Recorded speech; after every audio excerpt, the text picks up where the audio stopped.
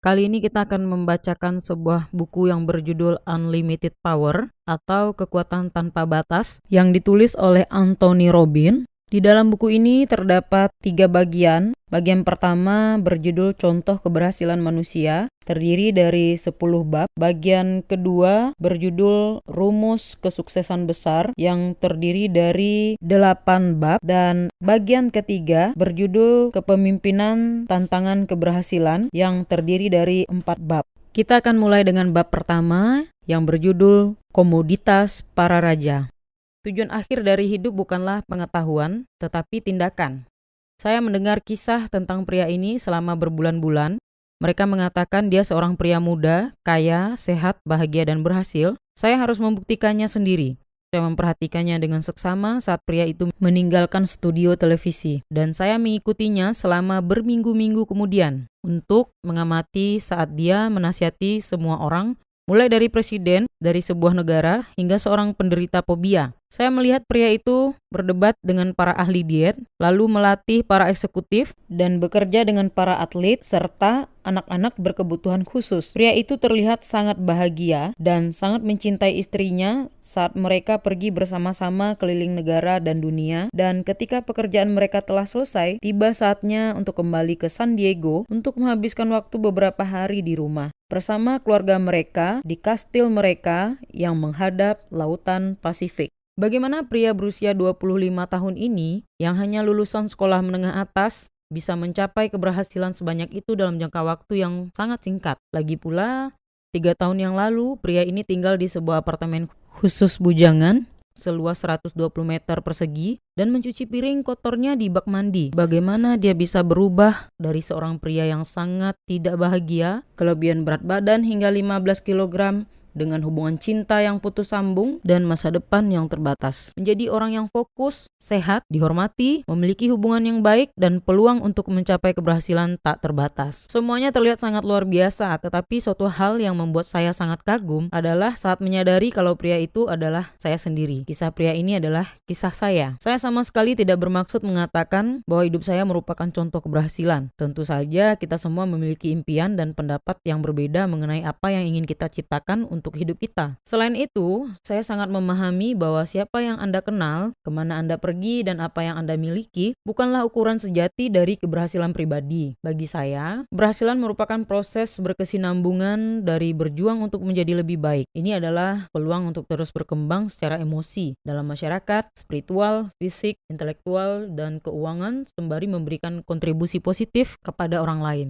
Jalan menuju keberhasilan harus selalu dicari. Ini adalah sebuah proses yang terus berjalan, bukan sebuah tujuan yang harus diraih. Inti dari kisah saya sederhana. Dengan menerapkan prinsip-prinsip yang akan Anda pelajari dalam buku ini, saya tidak hanya dapat mengubah pendapat saya mengenai diri saya sendiri, tetapi juga berbagi hasil yang saya capai dalam hidup saya, dan saya dapat melakukannya dengan sangat berhasil. Tujuan buku ini adalah untuk berbagi dengan Anda apa yang mendorong saya mengubah hidup saya menjadi lebih baik. Saya sangat berharap Anda akan menganggap berbagai cara, strategi, keterampilan, dan filosofi yang diajarkan dalam buku ini sebagai pendorong sama seperti yang saya rasakan. Kekuatan untuk mengubah hidup kita menjadi impian terbesar kita ada di dalam diri kita masing-masing. Sekarang saatnya untuk melepas kekuatan tersebut. Saat saya mengingat kembali betapa cepatnya saya mampu mengubah impian saya menjadi kenyataan seperti sekarang, saya tidak bisa menahan diri saya untuk tidak merasa sangat bersyukur dan kagum. Padahal saya sama sekali tidak istimewa.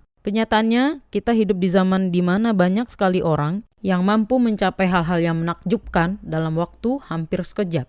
Untuk mencapai keberhasilan yang tak terbayangkan di masa lalu, contohnya saja Steve Jobs. Dia adalah remaja yang suka mengenakan celana jeans dan tidak memiliki uang, yang memiliki ide untuk membuat komputer dan mendirikan perusahaan besar lebih cepat dibandingkan siapapun dalam sejarah. Contoh yang lain adalah Ted Turner.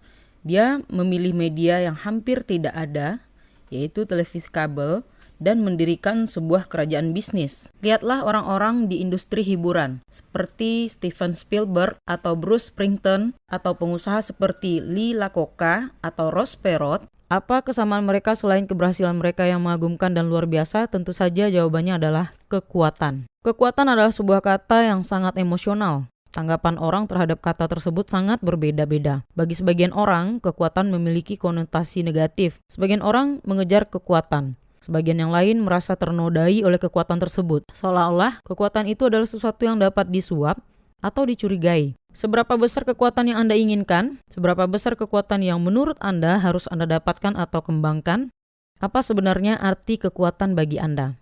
Saya tidak menggunakan kekuatan untuk mendalikan orang. Saya telah menganggapnya sebagai sesuatu yang tidak dipaksakan. Saya juga tidak mendorong Anda menganggapnya seperti itu. Kekuatan semacam itu jarang bertahan lama. Namun, Anda harus menyadari bahwa kekuatan merupakan sesuatu yang tetap di dunia. Anda harus membentuk tanggapan Anda sendiri, atau orang lain yang akan membentuknya untuk Anda. Lakukanlah apa yang ingin Anda lakukan. Kalau tidak, maka Anda akan melakukan apa yang direncanakan orang lain untuk Anda. Bagi saya, kekuatan terbesar adalah kemampuan untuk meraih hasil yang paling Anda inginkan dan memberikan nilai bagi orang lain dalam prosesnya. Kekuatan adalah kemampuan untuk mengubah hidup Anda, membentuk tanggapan Anda, menjadi semua bekerja untuk Anda dan bukannya menentang Anda. Kekuatan sejati itu dibagikan, bukan dipaksakan. Kekuatan sejati adalah kemampuan untuk menentukan kebutuhan manusia dan memenuhi kebutuhan tersebut, baik kebutuhan Anda dan kebutuhan orang-orang yang Anda sayangi. Ini adalah kemampuan untuk mengatur kerajaan Anda sendiri, proses berpikir Anda, perilaku Anda, sehingga Anda meraih hasil yang Anda inginkan. Di sepanjang sejarah, kekuatan untuk mendalikan hidup kita bentuknya sangat banyak dan bertentangan. Pada zaman dulu, kekuatan hanya hasil fisik. Dia yang paling kuat dan cepatlah yang memiliki kekuatan untuk mengatur hidupnya sendiri serta hidup mereka yang ada di sekelilingnya. Saat peradaban berkembang, kekuatan didapat dari warisan. Raja yang mengelilingi dirinya dengan berbagai lambang kerajaannya memimpin dengan penuh kekuasaan. Orang lain bisa mendapatkan kekuatan dari berhubungan dengan sang raja. Kemudian, di tahun-tahun awal zaman industri, modal merupakan kekuatan. Mereka yang memiliki akses ke modal menguasai proses industri.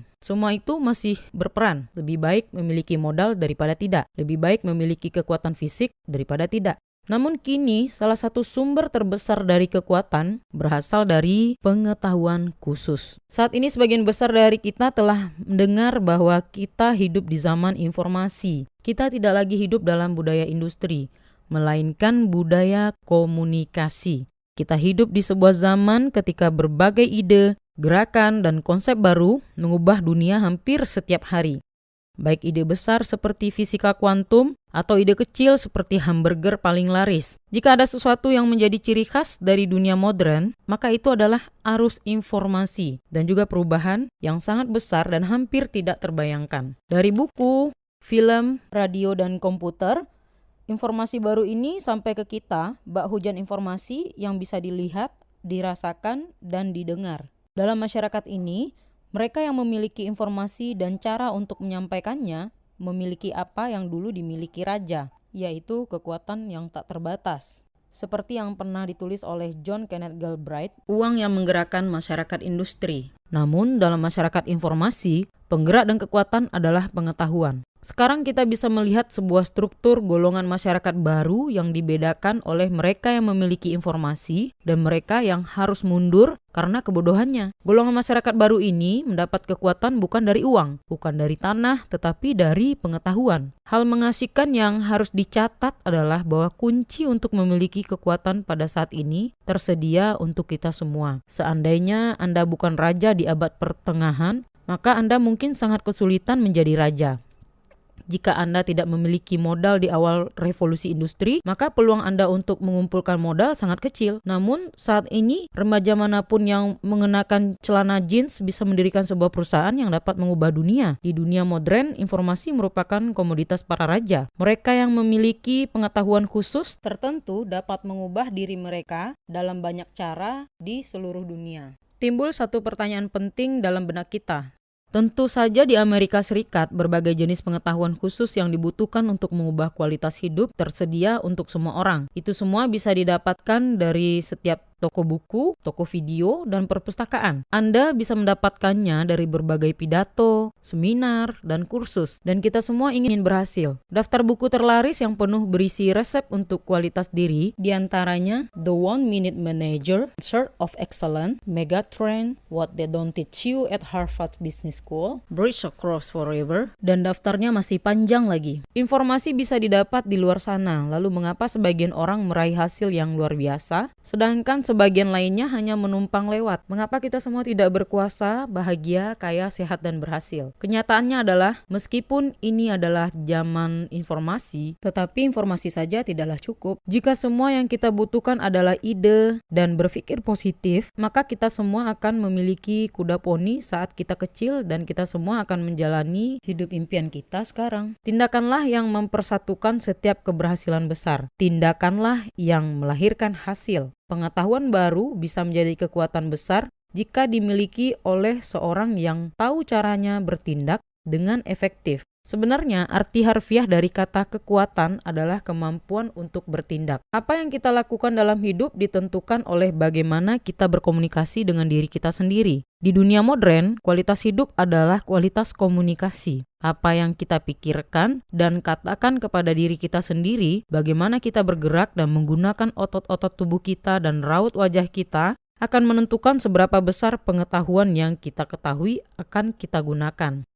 Seringkali kita terjebak dalam pikiran kita sendiri saat melihat orang yang sangat berhasil, menganggap mereka berhasil karena memiliki bakat khusus. Namun, jika diamati dengan seksama, maka akan terlihat bahwa bakat terbesar yang dimiliki oleh orang yang sangat berhasil dibandingkan orang biasa adalah kemampuan mereka untuk bertindak. Ini adalah bakat yang dapat dikembangkan dalam diri kita. Lagi pula, orang lain memiliki pengetahuan yang sama seperti Steve Jobs. Orang lain selain Ted Turner bisa saja berpikir kabel memiliki peluang ekonomi yang sangat besar, namun Turner dan Jobs mampu bertindak, dan dengan bertindak tersebut mereka mengubah hidup kita semua di dunia. Kita semua menghasilkan dua bentuk komunikasi yang digunakan untuk membentuk pengalaman hidup kita. Pertama, kita melakukannya komunikasi internal, yaitu semua yang kita pikirkan, katakan dan rasakan dalam hati. Kedua, kita melakukan komunikasi eksternal, yaitu kata-kata, nada suara, raut muka, sikap wajah, dan gerakan tubuh untuk berkomunikasi dengan dunia. Setiap komunikasi yang kita lakukan adalah sebuah tindakan, sebuah gerakan yang dilakukan, dan semua komunikasi memiliki semacam pengaruh pada diri kita dan orang lain. Komunikasi merupakan kekuatan. Mereka yang telah menguasai penggunaan komunikasi dengan efektif dapat mengubah pengalaman mereka di dunia dan pengalaman dunia terhadap mereka. Semua perilaku dan perasaan berasal dari bentuk komunikasi. Mereka yang mempengaruhi pikiran, perasaan, dan tindakan sebagian besar dari kita adalah mereka yang mengetahui cara menggunakan alat kekuatan ini. Contohnya saja orang yang telah mengubah dunia kita, seperti John F. Kennedy, Thomas Jefferson, Martin Luther King Jr., Franklin Delano Roosevelt, Winston Churchill, Mahatma Gandhi, dan contoh yang lebih seram lagi, misalnya Hitler. Kesamaan semua pria ini adalah mereka komunikator handal. Mereka mampu membangun visi mereka, baik itu mengangkut orang keluar angkasa atau menciptakan reach ketiga yang penuh kebencian dan mengkomunikasikannya kepada orang lain dengan sangat baik sehingga mereka mempengaruhi cara berpikir dan bertindak masyarakat. Melalui kekuatan komunikasi tersebut, mereka mengubah dunia. Sebenarnya, bukanlah kekuatan ini juga yang membedakan Spielberg, Springton, Lakolka, Fonda, ataupun Reagan dengan yang lain. Bukankah mereka komunikator handal atau mempengaruhi manusia? Sama seperti orang-orang ini yang dapat menggerakkan masyarakat dengan komunikasi, maka kita juga dapat menggunakannya untuk menggerakkan diri kita. Tingkat penguasaan komunikasi Anda di dunia luar akan menentukan tingkat keberhasilan Anda dengan orang lain. Secara pribadi, emosional, sosial, dan keuangan, lebih penting lagi tingkat keberhasilan yang Anda rasakan dalam diri Anda.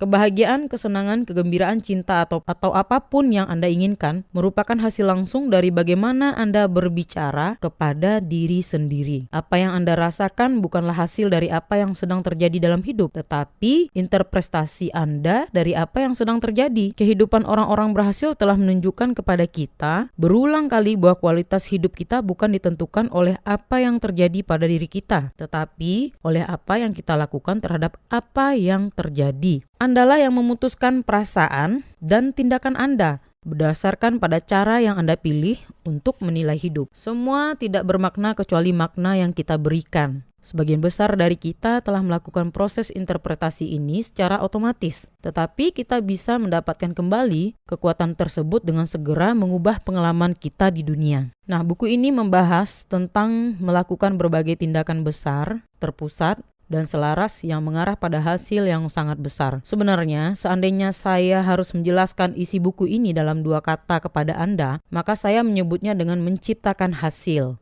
Pikirkanlah, bukankah itu yang sebenarnya Anda minati? Mungkin Anda ingin mengubah apa yang Anda rasakan pada diri sendiri dan dunia Anda. Mungkin Anda ingin menjadi komunikator yang lebih baik, membangun hubungan yang lebih penuh cinta, belajar lebih cepat, menjadi lebih sehat, atau mendapatkan lebih banyak uang. Anda bisa menciptakan semua ini untuk diri Anda sendiri dan lebih banyak lagi untuk menggunakan secara efektif informasi dalam buku ini. Namun, sebelum Anda dapat menciptakan berbagai hasil baru, pertama-tama Anda harus menyadari bahwa Anda telah menciptakan hasil. Mungkin hasil itu bukan hasil yang Anda inginkan. Sebagian besar dari kita memikirkan kondisi pikiran kita dan sebagian besar apa yang terlintas dalam pikiran kita sebagai hal-hal yang terjadi di luar kendali kita. Namun sebenarnya Anda bisa mengendalikan pikiran dan perilaku Anda hingga ke tingkat yang tidak pernah Anda percayai sebelumnya. Jika Anda merasa depresi, maka Anda menciptakan dan menghasilkan pertunjukan yang Anda namakan dengan depresi. Jika Anda gembira, maka Anda juga menciptakannya. Penting untuk diingat bahwa perasaan seperti depresi tidak terjadi pada Anda. Anda tidak ketularan depresi dan Anda menciptakannya. Seperti hasil lainnya dalam hidup Anda melalui tindakan pikiran dan fisik tertentu. Agar merasa depresi, Anda harus memandang hidup Anda dengan cara tertentu. Anda harus mengatakan hal-hal tertentu kepada diri Anda dengan nada suara yang tepat. Anda harus menggunakan sikap tubuh dan pola bernafas tertentu. Misalnya, jika Anda ingin merasa depresi, sangat membantu jika bahu Anda terkulai dan sering menunduk, berbicara dengan nada suara sedih, dan memikirkan hal paling buruk dalam hidup Anda juga membantu. Jika Anda mengacaukan tubuh Anda dengan mengkonsumsi makanan yang tidak sehat atau minum alkohol berlebihan, menggunakan narkoba, maka Anda membantu tubuh Anda menciptakan gula darah yang rendah sehingga menjamin Anda merasa depresi. Di sini saya ingin mengatakan bahwa membutuhkan upaya besar untuk menciptakan depresi. Ini kerja keras dan membutuhkan berbagai jenis tindakan tertentu. Namun, sebagian orang sering menciptakan kondisi ini sehingga mudah sekali bagi mereka untuk menciptakannya. Sebenarnya, mereka sering menghubungkan pola komunikasi internal dengan semua jenis kejadian di luar. Sebagian orang mendapatkan banyak sekali keuntungan tambahan, perhatian dari orang lain, simpati, cinta, dan sebagainya. Sehingga mereka menggunakan gaya komunikasi ini sebagai gaya hidup mereka sehari-hari. Beberapa orang hidup dengan kondisi ini sangat lama sehingga akhirnya merasa nyaman. Mereka identik dengan kondisi ini. Namun, jika bisa mengubah tindakan pikiran dan fisik kita sehingga dapat segera mengubah perasaan dan perilaku kita, Anda bisa merasa gembira dan segera menggunakan sudut pandang yang menciptakan perasaan tersebut. Anda bisa membayangkan berbagai macam hal yang menciptakan perasaan ini. Anda bisa mengubah nada suara dan isi dialog dalam hati Anda ini. Anda bisa menggunakan sikap badan dan pola bernafas tertentu yang menciptakan kondisi tersebut dalam tubuh Anda dan berhasil. Anda akan merasa gembira. Jika Anda ingin merasa iba, maka Anda hanya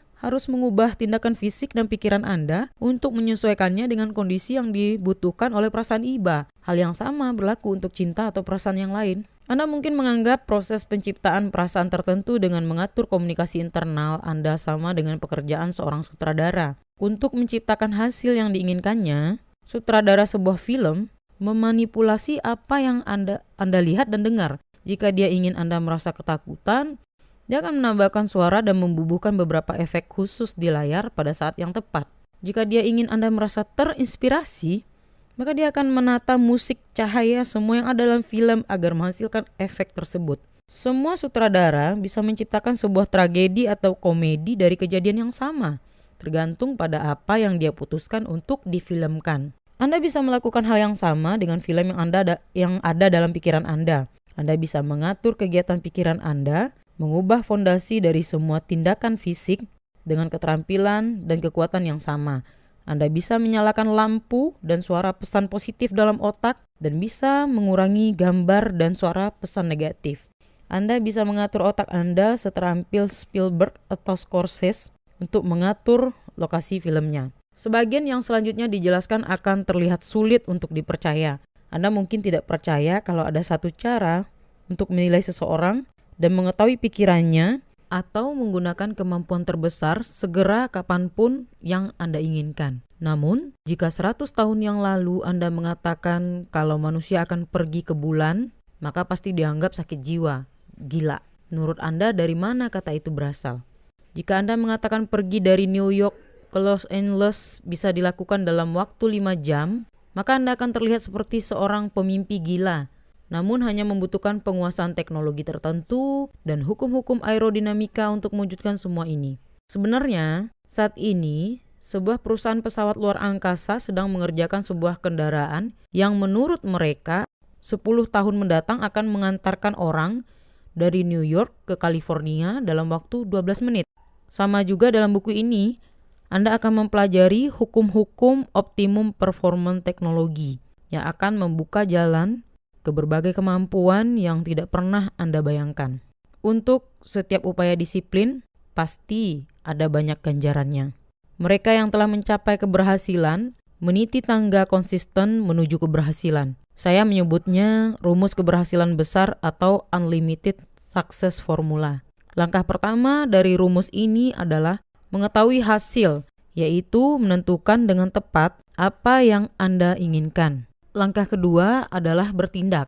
Kalau tidak, maka keinginan Anda akan selalu menjadi mimpi.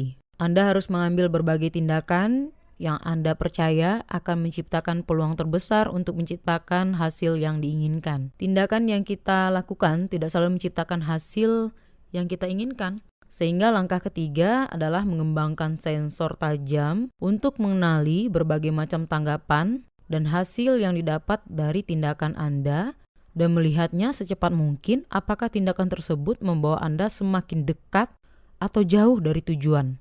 Anda harus mengetahui apa yang didapatkan dari tindakan Anda, baik dalam percakapan atau dari kebiasaan sehari-hari dalam hidup. Jika apa yang didapat bukan apa yang Anda inginkan, maka Anda harus mencatat hasil apa yang telah diciptakan oleh tindakan tersebut, sehingga bisa belajar dari setiap pengalaman orang lain. Dan kemudian Anda melakukan langkah keempat, yaitu mengembangkan sikap fleksibel untuk mengubah sikap hingga mendapat apa yang Anda inginkan. Jika Anda mengamati orang-orang yang berhasil, maka akan menemukan kalau mereka mengikuti keempat langkah ini. Mereka memulainya dengan sebuah target, karena Anda tidak bisa mencapai sebuah target jika tidak memiliki target. Mereka bertindak karena mengetahui saja tidak cukup. Mereka memiliki kemampuan untuk membaca orang lain dan mengetahui tanggapan apa yang mereka dapatkan. Dan mereka terus membiasakan diri, menyesuaikan diri, mengubah sikap mereka hingga menemukan mana yang tepat. Contohnya, Steven Spielberg. Pada usia 36 tahun, dia menjadi sutradara paling berhasil dalam sejarah. Dia telah membuat 4 dari 10 film paling laris sepanjang zaman, termasuk E.T. the Extraterrestrial, yang merupakan film paling laris. Bagaimana dia bisa meraih keberhasilan dalam usia semuda itu? Itu kisah yang luar biasa. Sejak usia 12 atau 13 tahun, Spielberg mengetahui kalau dirinya ingin menjadi seorang sutradara film. Hidupnya berubah saat dia mengikuti tur ke Universal Studio. Pada suatu siang ketika berusia 17 tahun, tur tersebut tidak sampai ke bagian suara, tempat semua syuting. Sehingga Spielberg mengetahui hasil filmnya sedang berlangsung. Dia menyelinap sendiri ke tempat itu untuk melihat syuting film yang sebenarnya. Akhirnya dia bertemu dengan kepala departemen editorial Universal yang mengobrol dengannya selama 1 jam dan menunjukkan ketertarikannya pada film-film Spielberg. Bagi sebagian besar orang, di sanalah kisah ini akan berakhir. Namun, Spielberg tidak seperti sebagian besar orang. Dia memiliki kekuatan pribadi. Dia mengetahui apa yang diinginkannya. Dia belajar dari kunjungan pertamanya sehingga dia mengubah caranya. Keesokan harinya, dia mengenakan setelan jas, membawa koper milik ayahnya yang hanya diisinya dengan roti isi dan 2 batang permen, dan kembali ke tempat itu seolah-olah dia bekerja di sana.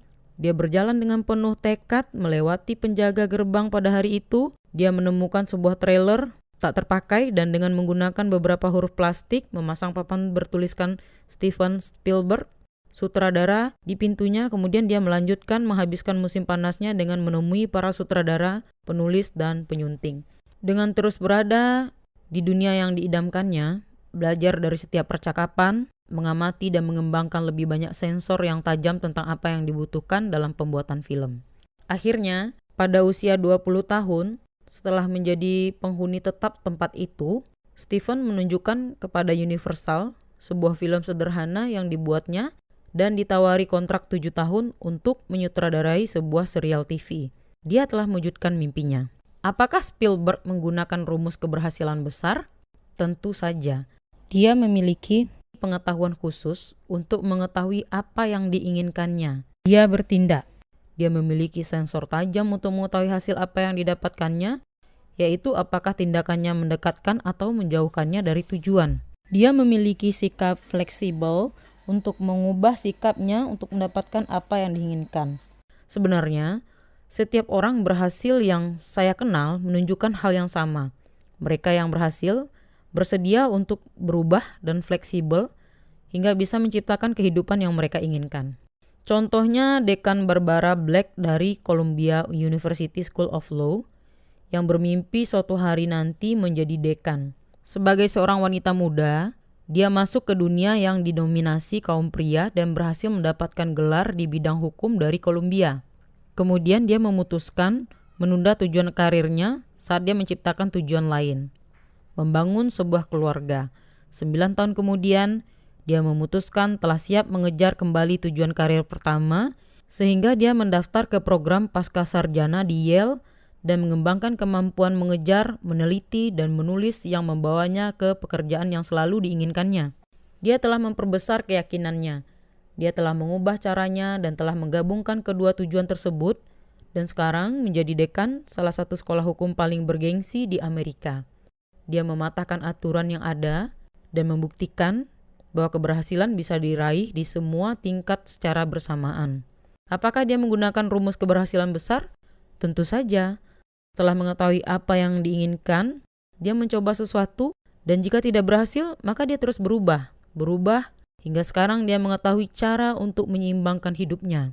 Selain memimpin sekolah hukum penting, dia juga seorang ibu dan wanita yang menyayangi keluarganya. Berikut ini contoh lainnya. Pernah makan sepotong ayam Kentucky Fried Chicken? Tahukah Anda bagaimana Kolonel Sanders membangun kerajaan bisnis yang menjadikannya seorang jutawan dan mengubah kebiasaan makan sebuah negara? Saat memulai semua itu, dia hanyalah seorang pensiunan yang memiliki resep ayam goreng. Hanya itu. Tidak punya perusahaan, tidak punya apa-apa. Dia pernah memiliki sebuah restoran kecil yang bangkrut karena jalan utama telah pindah ke tempat lain. Saat dia mendapatkan uang jaminan sosial pertamanya, dia memutuskan untuk mencoba apakah bisa menghasilkan uang dengan menjual resep ayamnya. Ide pertamanya adalah menjual resep itu pada para pemilik restoran dan meminta mereka untuk memberinya bagian dari pendapatan mereka. Itu sama sekali bukan ide paling masuk akal untuk memulai sebuah bisnis. Dan seperti yang diketahui, sama sekali tidak membuatnya menjadi kaya. Dia berkeliling ke seluruh penjuru negara, tidur di dalam mobilnya dan mencoba untuk menemukan seseorang yang akan membantunya. Dia terus mengubah idenya dan mengetuk setiap pintu. Dia ditolak 1009 kali. Dan kemudian sesuatu yang menakjubkan terjadi. Seorang berkata, "Ya, sang kolonel berhasil menemukan bisnisnya." Berapa banyak dari Anda yang memiliki resep? Berapa banyak dari Anda yang memiliki kekuatan fisik dan karisma seorang pria tua gendut yang mengenakan setelan jas putih? Kolonel Sanders menjadi kaya karena dia memiliki kemampuan untuk melakukan tindakan besar dengan penuh tekad. Dia memiliki kekuatan diri yang diperlukan untuk menciptakan hasil yang paling diinginkan.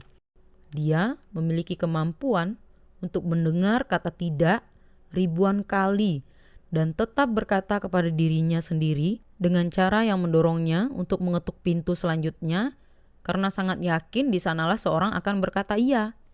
Sedikit banyak semua yang ada di dalam buku ini diarahkan untuk memberi otak Anda sinyal paling efektif agar mendorong Anda melakukan tindakan yang berhasil. Hampir setiap minggu, saya mengadakan seminar 4 hari yang bernama Revolusi Pikiran.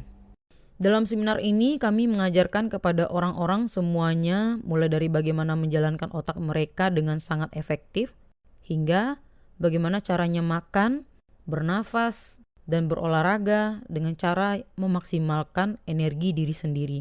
Malam pertama dari seminar 4 hari ini bernama ketakutan menjadi kekuatan. Tujuan seminar ini adalah mengajarkan orang-orang bagaimana caranya bertindak, bukannya berhenti karena takut.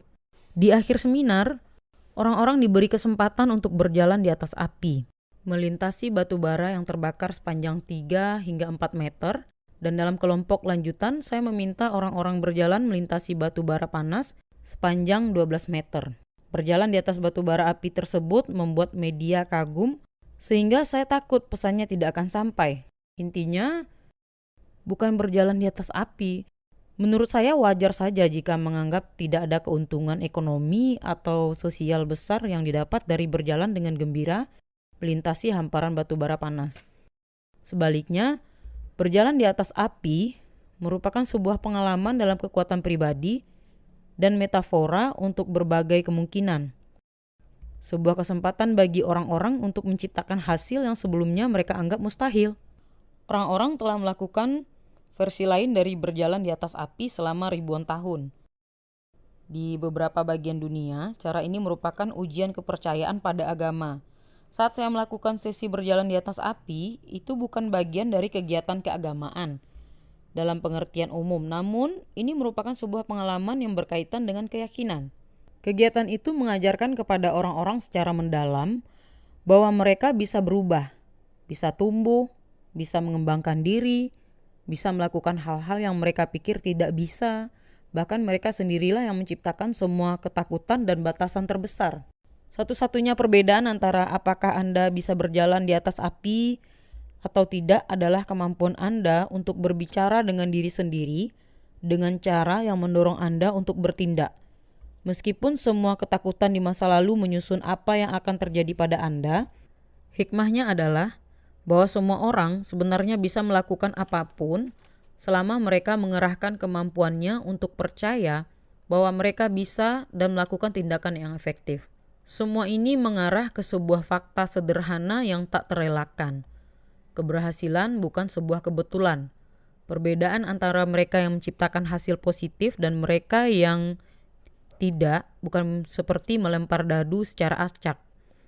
Ada pola tindakan yang konsisten dan logis dan jalan tertentu untuk berhasil yang bisa kita semua gunakan. Kita semua bisa mengeluarkan kekuatan sihir dalam diri. Kita hanya harus belajar cara untuk menyalakan dan menggunakan pikiran dan tubuh kita dengan cara yang paling baik dan menguntungkan. Pernahkah Anda bertanya-tanya apa kesamaan antara Spielberg dan Springton? Apa kesamaan yang dimiliki John F. Kennedy dan Martin Luther King Jr. yang menyebabkan mereka bisa mempengaruhi banyak sekali orang dengan sangat mendalam dan emosional? Apa yang membedakan Ted Turner dan Tina Turner dari kebanyakan orang? Bagaimana dengan Pat Ross dan Ronald Reagan? Mereka semua bisa mendorong diri mereka untuk terus melakukan tindakan efektif guna mencapai mimpi mereka. Namun, apa yang membuat mereka terus mengerahkan segala kekuatan mereka setiap hari?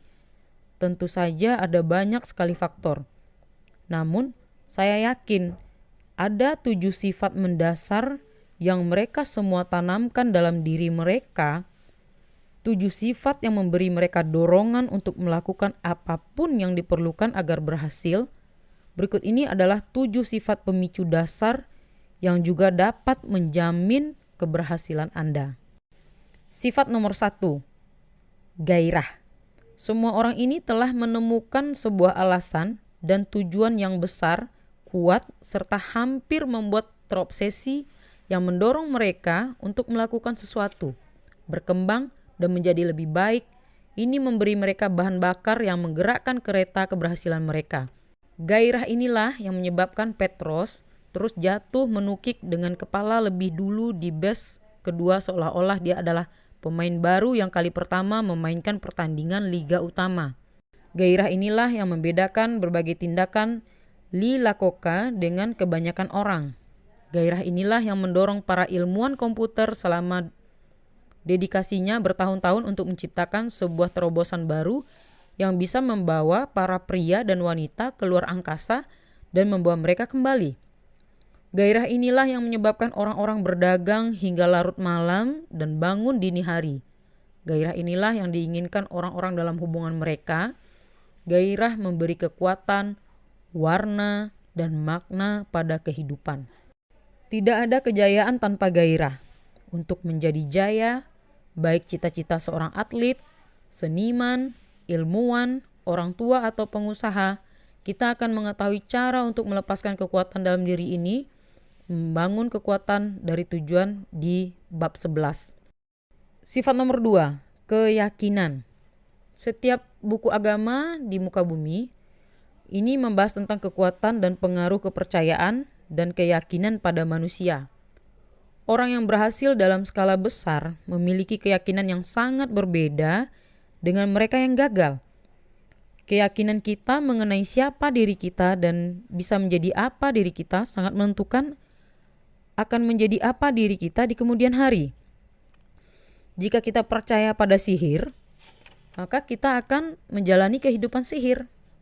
Jika kita percaya hidup kita ditentukan oleh beberapa batasan sempit, maka tiba-tiba kita mengubah batasan itu menjadi nyata. Apa yang kita percaya nyata dan apa yang kita percaya mungkin menjadi apa yang nyata dan apa yang mungkin. Buku ini akan memberi Anda sebuah cara ilmiah tertentu untuk mengubah keyakinan Anda segera agar dapat membantu Anda dalam mencapai tujuan yang paling Anda inginkan. Banyak orang yang penuh gairah, tetapi karena keyakinan membatasi mereka tentang siapa diri mereka dan apa yang bisa mereka lakukan, maka mereka tidak pernah melakukan tindakan yang dapat mengubah mimpi mereka menjadi kenyataan. Orang-orang yang berhasil mengetahui apa yang mereka inginkan dan percaya bahwa mereka bisa mendapatkannya. Kita akan mempelajari tentang apa itu keyakinan dan bagaimana menggunakannya di bab 4 dan 5. Gairah dan keyakinan membantu menyediakan bahan bakar dan dorongan untuk berhasil. Namun, dorongan saja tidak cukup. Seandainya ada dorongan, maka akan cukup untuk mengisi sebuah roket dan menerbangkannya dengan membabi buta ke angkasa. Selain kekuatan, kita membutuhkan sebuah jalan, yaitu berpikir logis yang cerdas. Agar berhasil mengenai target kita, maka kita membutuhkan sifat nomor 3, yaitu strategi. Strategi adalah sebuah cara untuk mengatur semua kemampuan. Saat Steven Spielberg memutuskan untuk menjadi seorang pembuat film, dia memetakan sebuah jalan yang akan membawanya ke dunia yang ingin ditaklukkannya. Dia mencari tahu apa yang ingin dipelajarinya, siapa yang harus dikenalnya, dan apa yang harus dilakukannya. Dia memiliki gairah dan dia memiliki keyakinan. Tetapi dia juga memiliki strategi yang membuat semua itu bekerja dengan semaksimal mungkin. Ronald Reagan telah mengembangkan strategi komunikasi tertentu yang digunakannya secara konsisten untuk menciptakan hasil yang diinginkannya. Setiap penghibur, politisi, orang tua, atau pemimpin besar mengetahui bahwa memiliki kemampuan untuk berhasil saja tidak cukup. Seseorang harus menggunakan kemampuan tersebut dengan cara yang paling efektif. Strategi adalah pengakuan bahwa bakat dan ambisi terbaik juga harus menemukan tempat yang tepat. Anda bisa membuka sebuah pintu dengan merobohkannya, atau Anda bisa mencari kunci yang akan membuka pintu itu dalam keadaan utuh. Kita akan belajar tentang berbagai strategi yang menciptakan keberhasilan di bab 7 dan 8. Sifat nomor 4, kejelasan nilai. Saat kita memikirkan tentang hal-hal yang membuat bangsa Amerika hebat, maka kita memikirkan tentang patriotisme dan harga diri, sifat toleransi dan kecintaan pada kebebasan. Semua itu adalah penilaian tentang nilai-nilai, asas, etika, moral, dan praktik yang kita lakukan tentang apa yang penting, apa yang benar-benar penting. Nilai-nilai adalah sistem keyakinan tertentu yang kita miliki tentang apa yang benar dan salah dalam hidup kita. Semua itu penilaian yang kita lakukan tentang apa yang membuat hidup layak untuk dijalani. Banyak orang yang tidak mengetahui dengan jelas apa yang penting bagi mereka. Orang-orang sering melakukan hal-hal yang sesudahnya membuat mereka tidak bahagia dengan diri mereka sendiri hanya karena mereka tidak mengetahui dengan jelas apa yang dalam hati mereka percayai, sebagai sesuatu yang benar bagi mereka dan orang lain. Saat kita mengamati orang-orang yang sangat berhasil, maka mereka adalah orang-orang yang hampir selalu memiliki moral dasar yang jelas tentang apa yang sangat penting. Contohnya saja Ronald Reagan, John F. Kennedy, Martin Luther King Jr., John Wayne, Jane Fonda. Mereka semua memiliki visi yang berbeda, tetapi kesamaan mereka adalah landasan moral dasar. Perasaan mengenai siapa mereka dan mengapa mereka melakukan apa yang mereka lakukan. Memahami nilai-nilai semacam itu merupakan salah satu kunci paling berguna dan menantang untuk mencapai keberhasilan. Kita akan mempelajari nilai-nilai ini di bab 18. Seperti yang mungkin telah Anda ketahui, semua sifat ini saling berhubungan satu sama lain. Apakah gairah mempengaruhi suatu keyakinan? Tentu saja. Semakin kita percaya bahwa kita bisa mencapai sesuatu, maka biasanya kita semakin bersedia bekerja keras untuk mencapainya. Apakah keyakinan saja cukup untuk meraih sebuah keberhasilan? Keyakinan adalah awal yang baik, tetapi jika Anda percaya bahwa Anda akan melihat matahari terbit dan strategi Anda untuk mencapai tujuan tersebut adalah dengan mulai berlari ke arah barat, maka Anda akan kesulitan mewujudkannya. Apakah strategi kita untuk berhasil mempengaruhi nilai-nilai kita? Pastinya.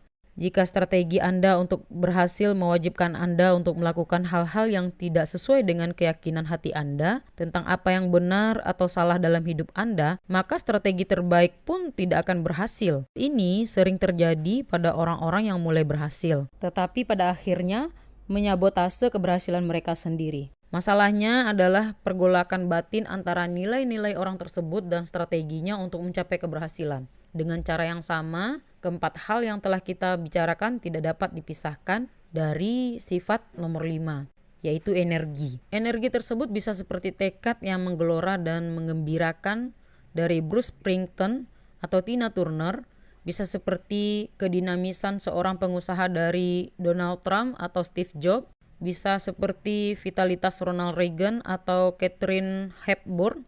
Hampir mustahil menggapai keberhasilan dengan cara yang seenaknya dan lambat. Mereka yang berhasil mengambil kesempatan dan menciptakan kesempatan. Mereka hidup seolah-olah terobsesi dengan berbagai kesempatan menakjubkan yang muncul setiap hari dan mengakui bahwa satu-satunya yang tidak cukup dimiliki oleh seorang adalah waktu.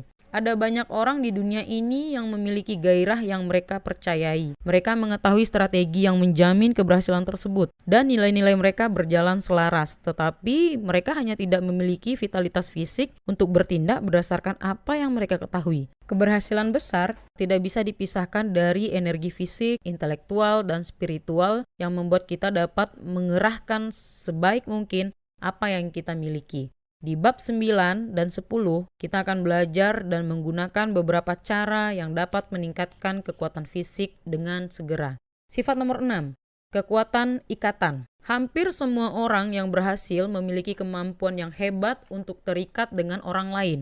Kemampuan untuk berhubungan dan mengembangkan hubungan dengan orang-orang dari berbagai macam latar belakang dan keyakinan.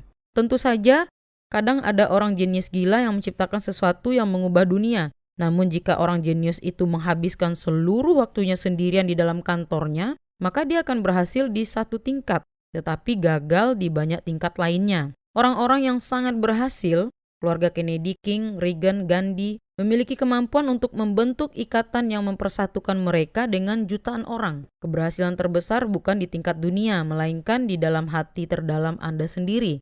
Dalam lubuk hatinya, setiap orang yang harus membentuk ikatan saling mencintai yang bertahan lama dengan orang lain. Tanpa itu, maka kesuksesan dan keberhasilan apapun akan terasa hampa. Kita akan mempelajari tentang berbagai ikatan ini di bab 13. Sifat penting terakhir adalah sesuatu yang kita bicarakan sebelumnya. Sifat nomor 7 yaitu penguasaan komunikasi. Inilah inti dari buku ini. Cara kita berkomunikasi dengan orang lain dan cara kita berbicara pada diri kita sendiri pada akhirnya menentukan kualitas hidup kita. Mereka yang berhasil dalam hidup adalah mereka yang telah mempelajari bagaimana cara menghadapi tantangan apapun dalam hidup dan mengkomunikasikan pengalaman itu kepada diri sendiri dengan cara yang menyebabkan mereka berhasil mengubah kondisi. Mereka yang gagal menghadapi kesulitan hidup dan menganggapnya sebagai batasan. Orang-orang yang membentuk hidup dan budaya kita juga pintar berkomunikasi dengan orang lain. Kesamaan mereka adalah kemampuan mengkomunikasikan visi, pencarian, kegembiraan, atau misi. Penguasaan komunikasilah yang membuat orang tua, seniman, politisi, atau guru menjadi hebat. Hampir setiap bab dalam buku ini sedikit banyak berhubungan dengan komunikasi, menjembatani perbedaan, membangun jalan baru, dan berbagai visi baru. Bagian pertama buku ini akan mengajarkan kepada Anda cara mengendalikan dan menjalankan otak dan tubuh Anda sendiri dengan lebih efektif dibandingkan sebelumnya. Kita akan bekerja menggunakan berbagai faktor yang mempengaruhi cara Anda berbicara kepada diri Anda sendiri. Di bagian kedua, kita akan mempelajari cara untuk menemukan apa yang sebenarnya Anda inginkan dalam hidup dan bagaimana Anda bisa berkomunikasi lebih efektif dengan orang lain serta bagaimana Anda bisa mengantisipasi berbagai jenis perilaku yang akan terus diciptakan oleh berbagai jenis orang. Bagian ketiga, melihat dari sudut pandang yang lebih luas dan global, bagaimana kita bersikap, apa yang memotivasi kita, dan apa yang bisa kita sumbangkan dalam hubungan antar pribadi yang lebih luas. Bagian ini membicarakan tentang menerapkan berbagai keterampilan yang telah Anda pelajari dan menjadi seorang pemimpin. Saat saya menulis buku ini, tujuan awal saya adalah untuk menyediakan buku tentang perkembangan manusia. Sebuah buku yang akan berisi cara perubahan manusia yang terbaik dan terkini. Saya ingin mempersenjatai Anda dengan berbagai keterampilan dan strategi yang akan membuat Anda bisa mengubah apapun yang ingin Anda ubah dan melakukannya lebih cepat dari yang pernah Anda impikan sebelumnya. Saya ingin menciptakan sebuah kesempatan untuk Anda dengan cara yang sangat nyata untuk meningkatkan kualitas pengalaman hidup Anda dengan segera. Saya juga ingin menciptakan sebuah karya yang dapat Anda baca berulang kali dan selalu menemukan yang berguna bagi hidup Anda.